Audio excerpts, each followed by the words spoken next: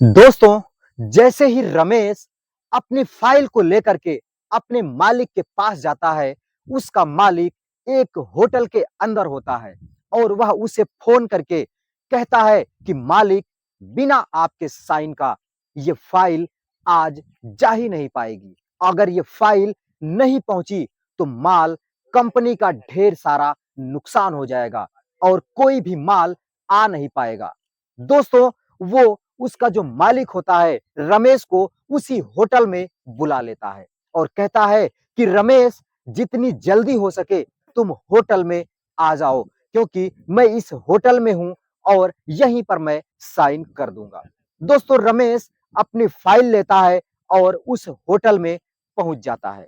दोस्तों, उसका मालिक दरवाजा खोलता है और फाइल को थामते हुए साइन करने लगता है।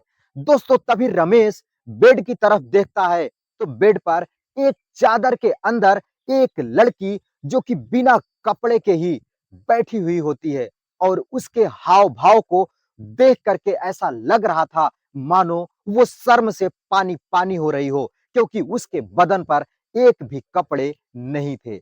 दोस्तों, रमेश भी शर्मा जाता है और अपने मालिक के फाइल की तरफ देखने लगता है। दोस्तों, वह फाइल पे बताने लगता है कि आपको कहां-कहां पर साइन करना है। दोस्तों, जल्दबाजी में उसका मालिक साइन करते जा रहा था और फाइल के पन्ने को पलटता जा रहा था। दोस्तों, एक बार फिर से रमेश को उस लड़की को देखने की इच्छा हुई और वह उसकी तरफ जैसे ही अपना मुंह घुमाया तो वो लड़की इसी की तरफ देख रही थी। दोस्तों, रमेश जब उसके चेहरे को देखता है तो उसके चेहरे को पहचान जाता है और उसके होश उड़ जाते हैं।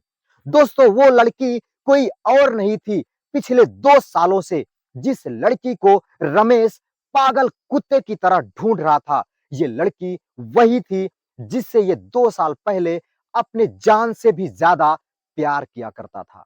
दोस्तों, उसे देखने के बाद रमेश के तो मानो होश उड़ जाते हैं, लेकिन मालिक के सामने वो क्या कर पाता, क्योंकि मालिक ने पहले ही बताया था कि मैं एक कॉल गर्ल के साथ में हूं और आज मेरा मूड खराब है और इसके साथ रातें रंगीन करने के लिए होटल में आया हूं।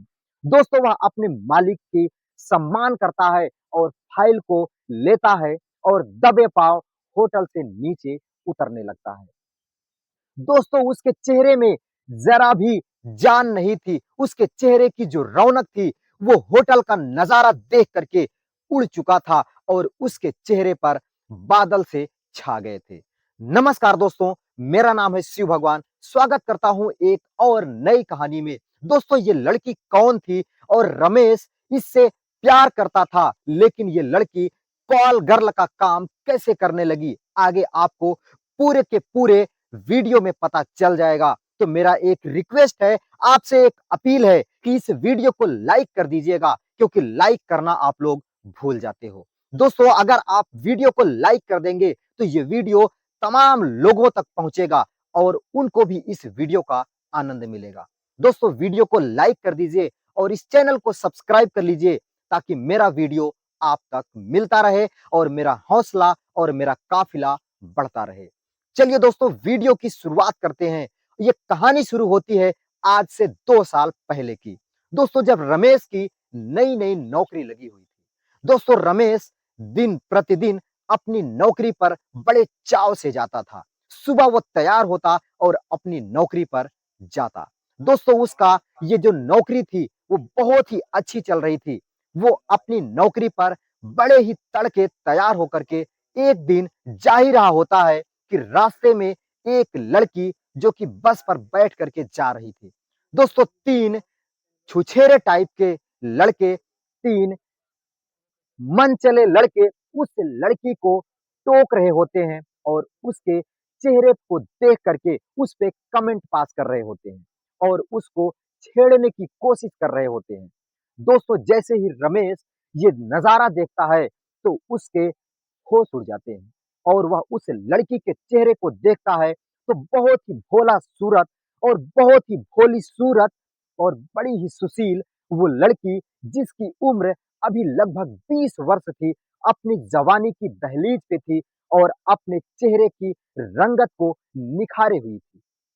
दोस्तों उसके चेहरे की रंगत को देखता है, उसकी जवानी भरी शरीर को देखता है, उसके रेशमी बाल को देख करके रमेश उस पे उसका दिल आ जाता है और वो उसका बीच बचाव करता है और उसके साथ नीचे उतर जाता है और पूछने लगता है कि तुम्हें कहाँ जाना है और ये लड़के तुम्हारे साथ अभद्र बातें क्यों कर रहे थे। दोस्तों वो लड़की कहती है कि जिसका कोई नहीं होता है उसको हर कोई परेशान ही करता है। आज अगर मैं सही सलामत होती और मेरी जिंदगी सही सलामत चल रही होती तो जरूर आज भी मेरी जिंदगी एक अच्छी जिंदगी होती।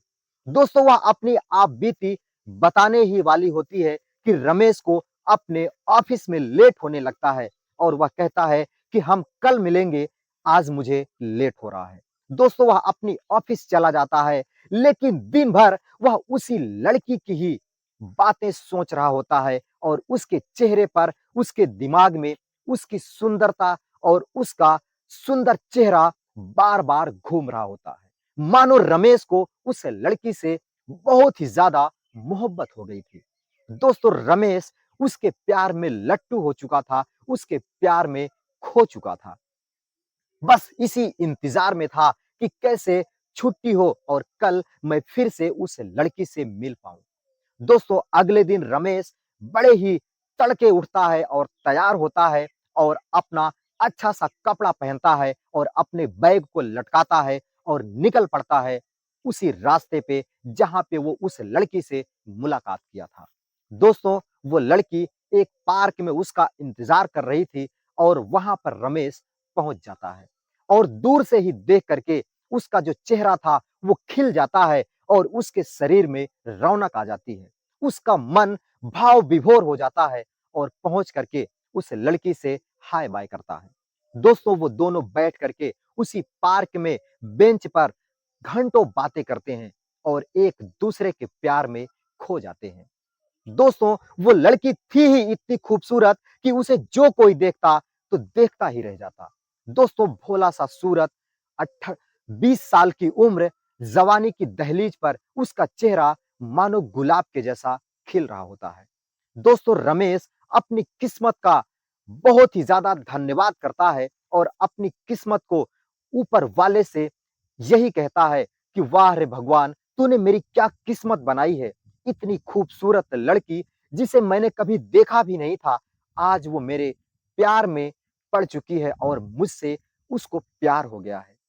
अब मुझसे आपसे कोई शिकवा शिकायत नहीं है और मैं उसके साथ खुश हूँ और उसी के साथ अपनी पूरी जिंदगी बिताने के लिए तैयार हूँ।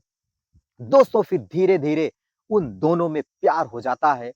जिस लड़की से वो बार-बार मिल रहा था, उसके बारे में अभी उसको उतना भी नहीं पता था कि वो लड़की कौन है, उसका नाम क्या है और वो करती क्या है और कहाँ पे वो लड़की रहती है। दोस्तों फिर 15 दिन के बीच में वो कई बार मुलाकात करते हैं और एक दिन वो लड़का रमेश अपने दिल की बात उस लड़की से कह देता है कि मैं तुमसे शादी करना चाहता हूँ और तुम्हारे साथ अपनी पूरी जिंदगी बिताना चाहता हूँ। दोस्तों उस लड़की का नाम होता है रागनी और रागनी जब ये बातें सुनती है तो उसके तो होश उड़ जाते हैं और वह रमेश को बोलने लगती है कि क्यों मजाक कर रहे हो मेरे साथ, क्योंकि मेरे साथ जिंदगी बिताने से पहले मेरी सच्चाई तो जान लो। दोस्तों रमेश कहता है क्या है तुम्हारी सच्चाई, मैं सारी सच्चाई को कबूल करने के लिए तैयार हूं। मुझे आग पे चलना पड़े तो मैं तुम्हारी खातिर आग पर भी चल सकता हूं। मुझे भगवान से लड़ना पड़े तो मैं उनसे भी लड़ करके तुम्हें अपने हक में ही मांग लूंगा। दोस्तों वो अपनी सच्चाई बताती है कि कैसे उसकी शादी हो चुकी है और उसका पति इस दुनिया को छोड़ करके जा चुका है। आज वो एक विधवा है और एक 1 साल का बच्चा भी है, एक बेटा भी है।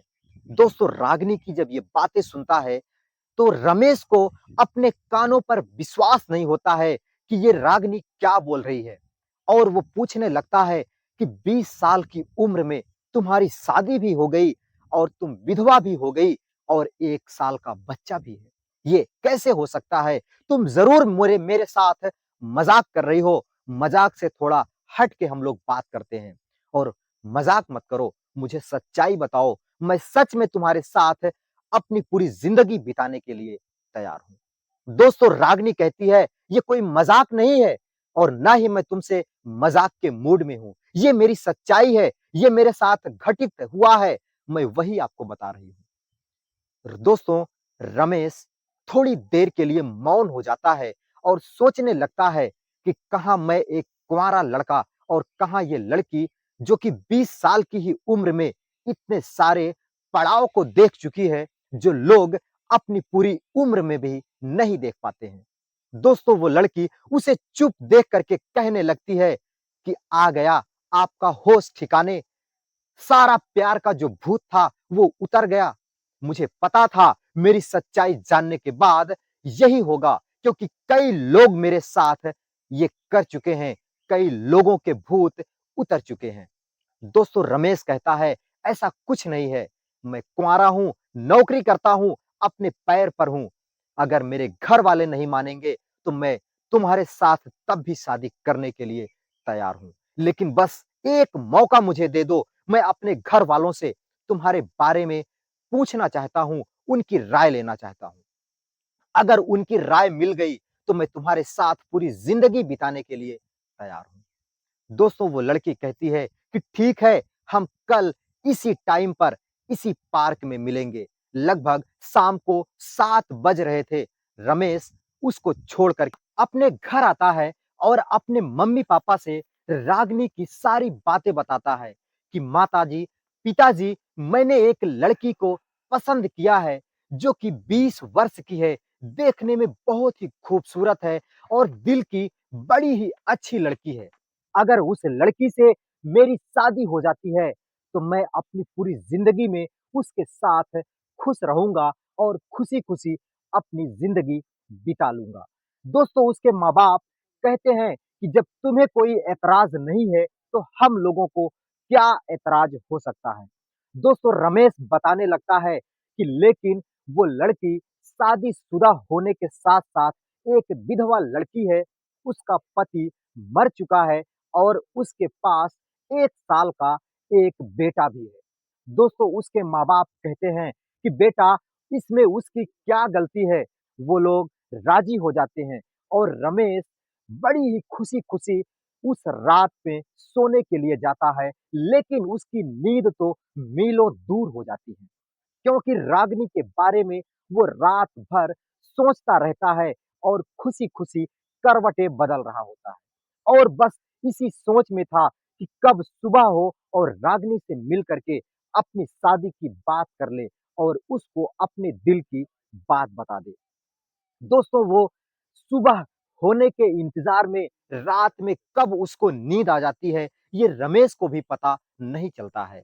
दोस्तों, रमेश सुबह सोता रहता है, हर रोज़ वो 7 बजे से पहले उठ जाता था, लेकिन रात में देर तक वो जगा था, इसलिए सुबह उठ नहीं पाता है और अचानक से उसके मोबाइल पर एक फ़ोन आता है, चौंक करके उठाता है, तो उसके बॉस का फ़ोन था, उसके मालिक का फ़ोन था।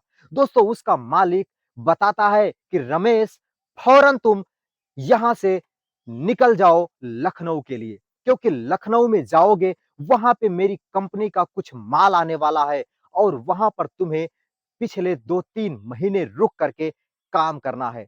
अगर तुम फ़ौरन नहीं गए, तो कंपनी में बहुत घाटा हो जाएगा और कंपनी घाटे में चली जाएगी।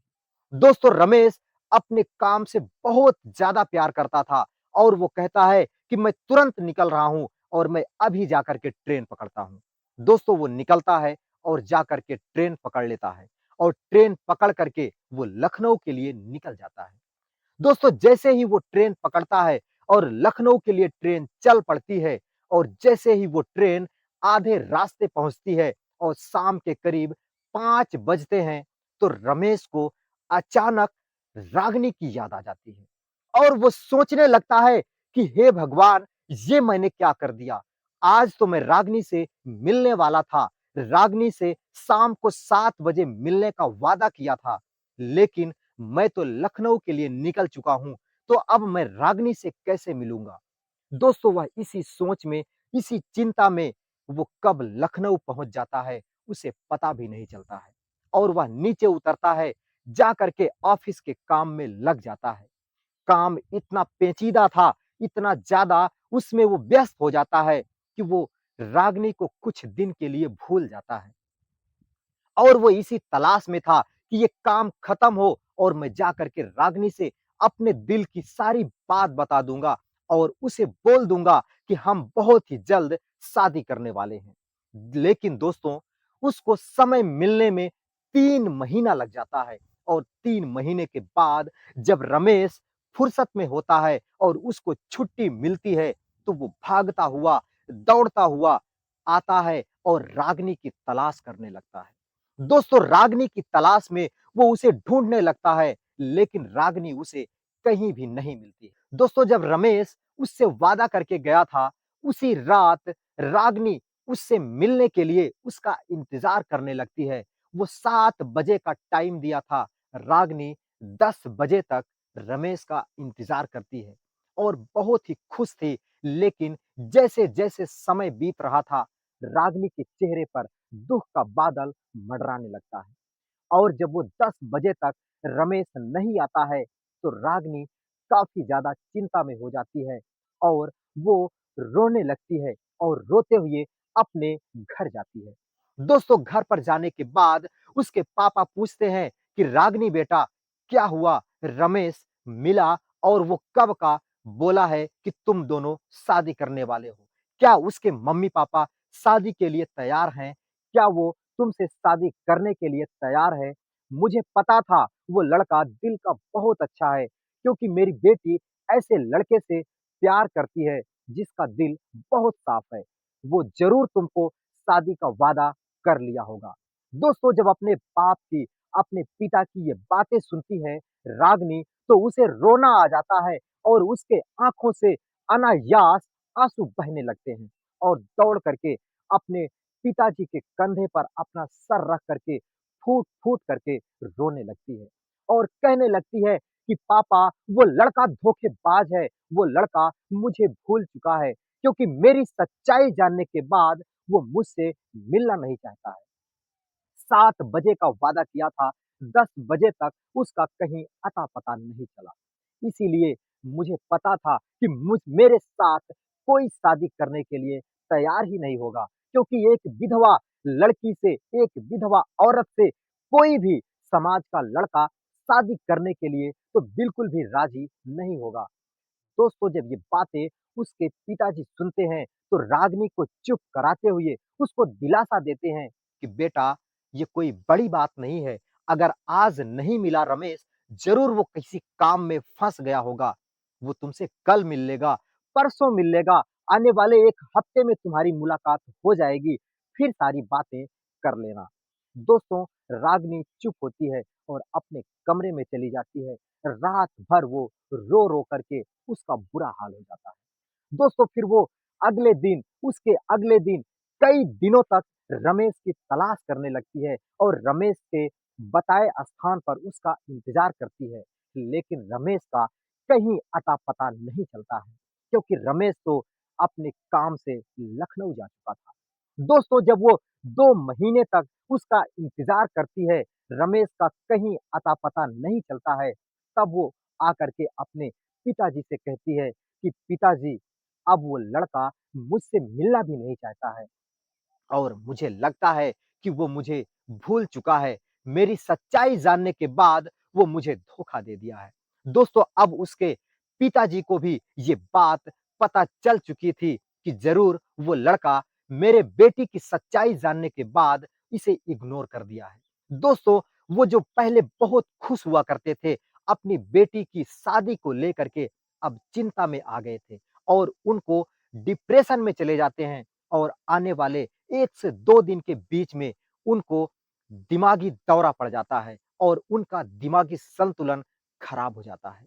दोस्तों, पहले ही कम पहाड़ नहीं था रागिनी के ऊपर, जो एक सहारा थे उसके पिताजी, अब वो भी अपने दिमागी संतुलन को खराब कर चुके थे और दिमागी दौरे के चपेट में आ गए थे। अब सारी ज़िम्मेदारियाँ रागिनी के ऊपर आ जाती है और रागिनी अपने पिताजी को लेकर के एक अस्पताल में जाती है और उनके इलाज के लिए डॉक्टर के सामने अपने हाथ जोड़ लेती है। डॉक्टर कहता है, "हाथ जोड़ने से कुछ नहीं होगा, लाखों रुपए लगेंगे तुम्हारे पिताजी के इलाज में।" इनके दिमाग में एक नस दब चुकी है, जिस वजह से ये डिप्रेशन में चले गए हैं और इनका दिमागी संतुलन खराब हो चुका है। अगर सही टाइम पर इनका इलाज नहीं हुआ, तो ये पूरी ज़िंदगी के लिए, पूरी हमेशा-हमेशा के लिए पागल हो जाएँगे और ना तो किसी को पहचान पाएँगे और ना ही अपनी ज़िंदगी जी पाएँगे। दोस्तों, रागिनी ये बातें सुनती है, तो मानो उसकी दुनिया ही उजड़ जाती है और वो बेसुध सी एक कुर्सी पर बैठ कर के पैसे के बारे में सोचने लगती है कि लाखों रुपए कहाँ मिलेंगे और कैसे ला करके मैं अपने पिता का इलाज करवाऊँगी। दोस्तों, वो सोच ही रही होती है कि तभी उसके मोबाइल पर एक मैसेज आता है, जिसमें लिखा था कि अगर आपको लड़के की ज़रूरत है, अगर आपको लड़की की ज़रूरत है, तो मेरे पास फ़ोन करो। एक फ़ोन का ₹50, मिलने का ₹5000, रोज़ मिलो 5000 दो और मुझसे घंटों बातें करो। दोस्तों, वो तुरंत उस नंबर पर फ़ोन लगाती है और कहती है कि बहन, मुझे भी ये काम करना है। क्योंकि मुझे पैसे की सख्त ज़रूरत है, मुझे भी पैसे चाहिए, मैं हर काम करने के लिए तैयार हूँ। दोस्तों, उधर से जो लड़की होती है, वो कहती है, कहना आसान होता है, लेकिन करना उतना ही कठिन होता है। रागिनी कहती है कि मैं कर लूँगी और मैं करूँगी क्योंकि मुझे पैसे की बहुत ही ज़्यादा सख्त ज़रूरत है। मेरे पिताजी मौत से लड़ रहे हैं, ज़िंदगी मौत मेरे पिताजी ज़िंदगी और मौत से लड़ रहे हैं। अगर मैं अब पैसे की व्यवस्था नहीं करूँगी, तो उनकी मेरे ही सामने मौत हो जाएगी। दोस्तों, वह उस लड़की के बताए हुए एड्रेस पर जाती है और वहाँ जाने के बाद वो बताती है कि तुमको एक लड़के के साथ रात बिताने का लगभग 5 से 6 हज़ार रुपए मिल जाएँगे। दोस्तों, वो लड़की तैयार हो जाती है और उसी दिन से वो उस काम को करने लगती है। दोस्तों, काल गर्ल का काम वो शुरू कर देती है और लोगों की रातें रंगीन करने लगती है। दोस्तों, वहाँ से जो वो पैसे पाती ला करके अपने पिताजी के इलाज में देने लगती है। दोस्तों, धीरे-धीरे 2 महीने तक वो जो भी पैसे कमाती, वो अपने बाप के इलाज में दे दिया करती, लेकिन इसके पिताजी की तबीयत दिन-प्रतिदिन ठीक होने के बजाय खराब होने लगती है और एक दिन ऐसा आता है, जब उसके पिताजी उसको छोड़ कर के इस दुनिया से चले जाते हैं। दोस्तों, वो समय रागिनी के लिए सबसे कठिन समय था, क्योंकि आज उसका एक सहारा जो उसके पिताजी थे, उससे उन्होंने अपना हाथ छुड़ा करके भगवान के प्यारे हो गए थे।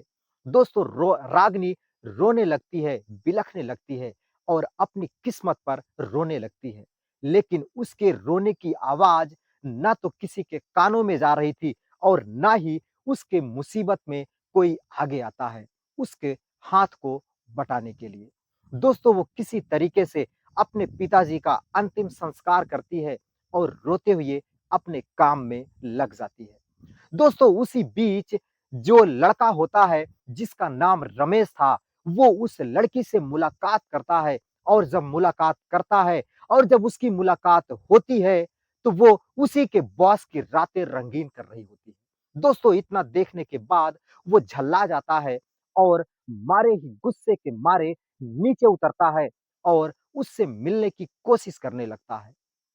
दोस्तों, किसी तरीके से वो रागिनी का नंबर निकालता है और उसको फ़ोन करता है और होटल में कॉल गर्ल की तरह उसे बुला लेता है।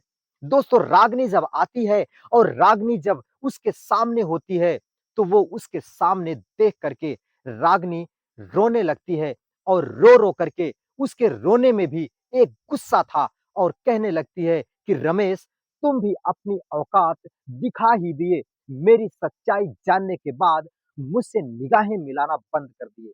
तो आज तुम क्यों मुझे बुलाए हो? हाँ, मुझे पता है तुम पैसे देने के लिए आए हो और सोच रहे हो कि मेरी कीमत चुका करके तुम मेरे साथ वो सब कुछ कर सकते हो जो लोग मेरे साथ किया करते हैं।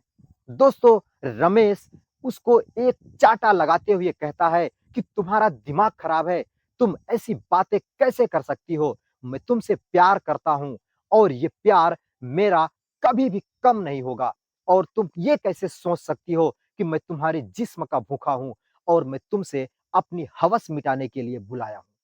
दोस्तों, रागिनी कहती है कि ये प्यार उस दिन कहाँ गया था जब तुम मुझसे मिलने के लिए वादा किए थे। मैं पिछले 15 से 20 दिनों तक तुम्हारा इंतजार करती रही और ना तो तुम दिखे और ना ही तुम्हारी परछाई इस पूरे शहर में दिखाई दी।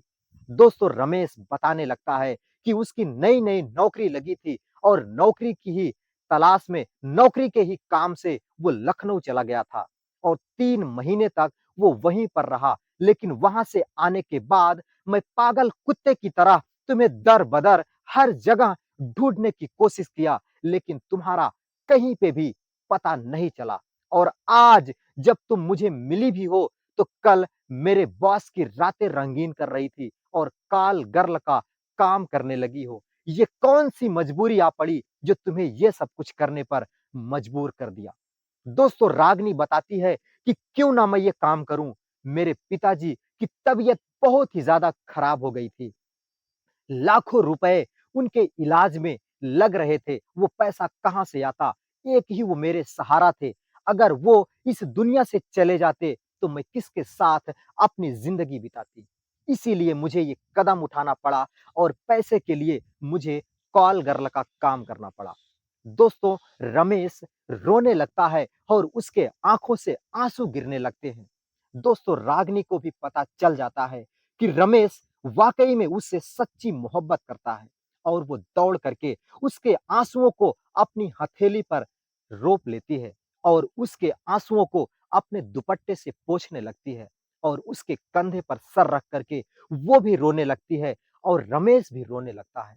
रमेश उसे अलग करते हुए कहता है कि जो कुछ भी हुआ, सब कुछ मैं भूल करके तुम्हारे साथ जिंदगी बिताने के लिए तैयार हूँ और तुमसे शादी करने के लिए तैयार हूँ। बस मुझे एक मौका दे दो, मैं तुम्हारे साथ जिंदगी बिताने के लिए और तुम्हें वो सारी खुशियाँ देने के लिए तैयार हूँ, जिसकी तुम असल में हकदार हो। दोस्तों, रागिनी कहती है कि वाह! मैंने ऐसा लड़का अपनी ज़िंदगी में नहीं देखा कि मैं पता नहीं मुझे भी वो नहीं पता होगा कि कितने मर्दों ने मेरे साथ अपनी रातें रंगीन किया है, अपने हवस को मिटाया है, लेकिन फिर भी तुम मुझे मेरे साथ शादी करने के लिए तैयार हो। ऐसा लड़का किस्मत वाले को ही मिलता है। दोस्तों, रागिनी कहती है कि कल मिलना और मैं भी इसके बारे में अपने मन से विचार करना चाहती हूँ। दोस्तों, रमेश कहता है कि ठीक है, हम कल ज़रूर मिलेंगे और वो अपने घर का पता बताती है। रमेश वापस आ जाता है और रात भर वो फिर से खुशी-खुशी बिताने लगता है और उसे पता था कि कल रागिनी ज़रूर उसके साथ शादी करने के लिए तैयार हो जाएगी। दोस्तों, अगले दिन रमेश उठता है और तैयार होकर के रागिनी के घर की तरफ चल देता है।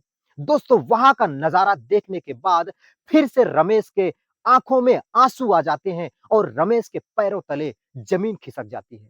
उसके घर के आस-पास लोगों का जमावड़ा लगा हुआ था, लोगों की भीड़ लगी हुई थी, पुलिस की गाड़ी खड़ी हुई थी और चारों तरफ से हाहाकार मचा हुआ था।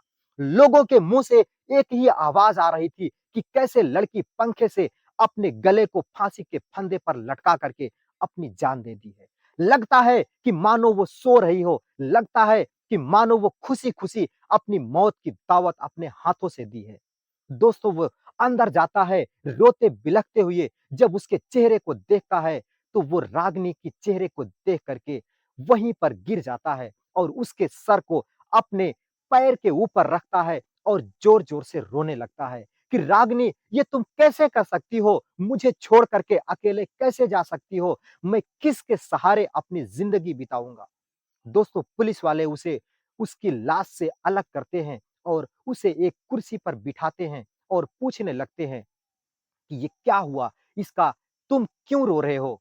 दोस्तों, पुलिस वाले जब रागिनी के घर की तलाशी लेते हैं, तो वहाँ पे 2 लेटर मिलता है। एक पुलिस वालों के नाम और एक उस लड़के रमेश के नाम।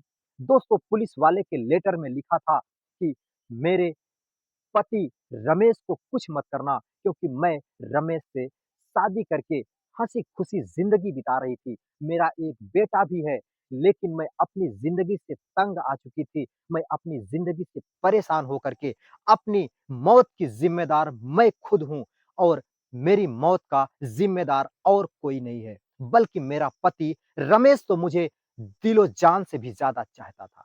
दूसरा पत्र रमेश के नाम था। दोस्तों रमेश जब उस पत्र को पढ़ता है, तो वो रो-रो करके उसका बुरा हाल हो जाता है। क्योंकि उस पत्र में लिखा था कि रमेश मुझे पता है तुम सच्ची मोहब्बत करते थे मुझसे, लेकिन मैं ही तुमसे मोहब्बत नहीं कर पाई। तुम्हारे प्यार को नहीं समझ पाई। कुछ ही दिनों में मैं तुम्हें भुला दिया और कुछ ही दिनों में मैं तुम्हें धोखेबाज समझ करके अपनी मनमर्जी करने लगी। रमेश, अब ये शरीर तुम्हारे लायक नहीं था। इस शरीर पर लाखों लोगों के धब्बे लग गए थे। अगर ये शरीर तुम्हारे लायक होता, तो मैं ज़रूर तुम्हारे साथ पूरी ज़िंदगी बिताने के लिए तैयार थी। मुझे माफ़ करना, इस जन्म में तो हम नहीं मिल पाई, लेकिन अगले जन्म में मैं ऊपर वाले से प्रार्थना करूँगी कि हम दोनों मिलेंगे और पूरी ज़िंदगी एक-दूसरे के साथ बिताएँगे।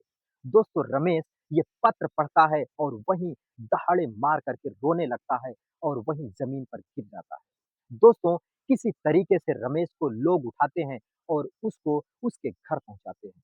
दोस्तों ये थी रमेश और रागिनी की कहानी। आपको कैसी लगी? अगर ज़रा भी अच्छी लगी हो तो हर वीडियो की तरह एक ही रिक्वेस्ट कि आप वीडियो देखते-देखते लाइक करना भूल जाते हो, तो फ़ौरन वीडियो को लाइक कर दो और चैनल को सब्सक्राइब कर लो। मैं मिलता हूँ फिर किसी नए वीडियो में, तब तक के लिए दोस्तों दीजिए इजाज़त। नमस्कार।